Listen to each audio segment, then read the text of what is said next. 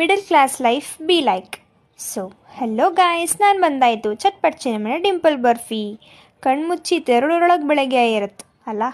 ಎಂದಿನಂತೆ ಎದ್ದ ಅದೇ ಫಾರ್ಮಲ್ಸ್ ಸ್ಟಾರ್ಟಿಂಗ್ ಹೈಕಂಬತ್ತಿಗಿದ್ದ ಜೋಶ್ ಈಗ ಇಲ್ಲ.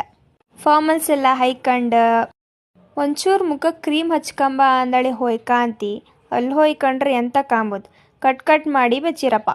ಈ ಮಿಡಲ್ ಕ್ಲಾಸ್ ಲೈಫ್ ಹೀಗೆ ಕಾಣಿ. ಅದು ಎಂಥದೇ ಕ್ರೀಮ ಇರಲಿ, ತೂರೋರಿಗೆ ಖಾಲಿ ವ್ಯಾಪಾರೊಳಗೂ ಹೊಸ ತಗೊಬತ್ತಿಲ್ಲ.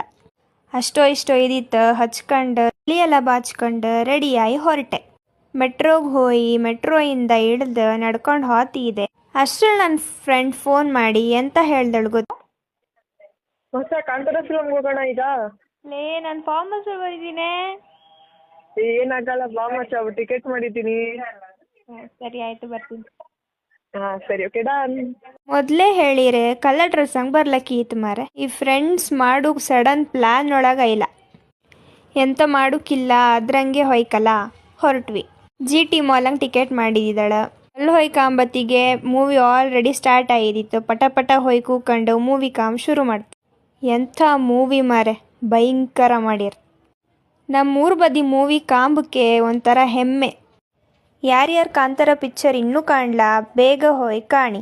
ಇಂಥ ಪಿಕ್ಚರ್ನ ಥಿಯೇಟರಂಗೆ ಹೋಯ್ ಕಾಣ್ಕ, ಅಷ್ಟೊತ್ತಿಗೆ ಅದಕ್ಕೊಂದು ಬೆಲೆ. ನಾವು ಮೂವಿ ಮುಗಿಸ್ಕೊಂಡು ಹೊಟ್ಟೆ ಹಸುಕ್ ಶುರುವಾಯ್ತು. ಅಲ್ಲೇ ಒಂದು ಪಿಜ್ಜಾ ತಿನ್ಕೊಂಡು ಮನೆ ಕಡೆಗೆ ಹೊಡ್ತು. ಹೋಪತ್ತಿಗೆ ಬಸ್ಸಂಗೆ ಒಂದು ಸಣ್ಣ ಮಗು ಸಿಕ್ಕಿತ್ತು. ಅದ್ರ ಜೊತೆಗೆ ಆಟ ಆಡ್ತಾ ಮನೆಗೆ ಬಂದೆ. ಇಷ್ಟೇ ಕಾಣಿ ಇವತ್ತಿನ ಬ್ಲಾಗ್. ವಿಡಿಯೋ ಇಷ್ಟ ಆಗಿದ್ರೆ ಲೈಕ್ ಮಾಡಿ, ಕಮೆಂಟ್ ಮಾಡಿ, ಸಬ್ಸ್ಕ್ರೈಬ್ ಮಾಡಿ. ನೆಕ್ಸ್ಟ್ ಬ್ಲಾಗ್ ಜೊತೆ ನಿಮ್ಮ ಮುಂದೆ ಬತ್ತೆ. ಅಲ್ಲಿವರೆಗೆ ಟೇಕ್ ಕೇರ್, ಬಾಯ್.